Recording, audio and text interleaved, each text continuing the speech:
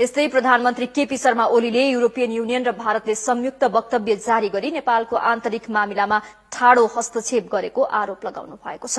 European union र भारतले आज जारी गरेको संयुक्त वक्तव्यपछि नयाँ बानेश्वरमा बसेको एमाले संसदीय दलको बैठकमा प्रधानमन्त्री ओलीले ईयू र भारतले नेपालको आन्तरिक मामिलामा ठाडो हस्तक्षेप गरेको आरोप लगाउँदै आपत्ति जनाउनु भएको हो। अनुचित ढंगले हाम्रो सार्वभौम सत्ता, हाम्रा जनताको सार्वभौम सत्ता, नेपाली जनताको सार्वभौम सत्ता, संविधान सभाको संविधान बनाउने हक र नेपाली जनताले गर्न पाउने आत्मनिर्णयलाई अवमूल्यन गर्दै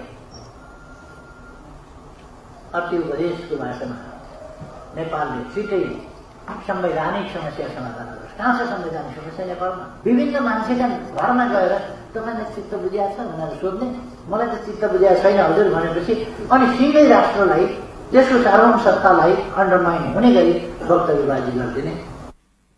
प्रधानमन्त्री ओलीले जारी संविधानलाई लिएर अनावश्यक टिप्पणी नगर्न समेत आग्रह गर्नु भएको छ।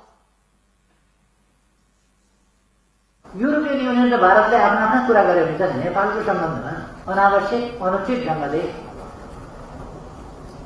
अनावश्यक ठाउँमा नेपाल बिना सित्तै घुसारेर अनि त्यहाँ अलिकति नेपाललाई घोच्ने खालका कुराहरू नहुन्। भूगोलले मुलुक सानो भएको भन्दै ईयू र भारतले हेपाहा प्रवृत्ति देखाएको समेत प्रधानमन्त्री ओलीको भनाइ छ। सरकार गिराउने खेल शुरू भए पनि सरकार गठनको गठबन्धन मजबूत भएकाले कुनै पनि हालतमा नढल्ने प्रधानमन्त्रीको भनाइ छ।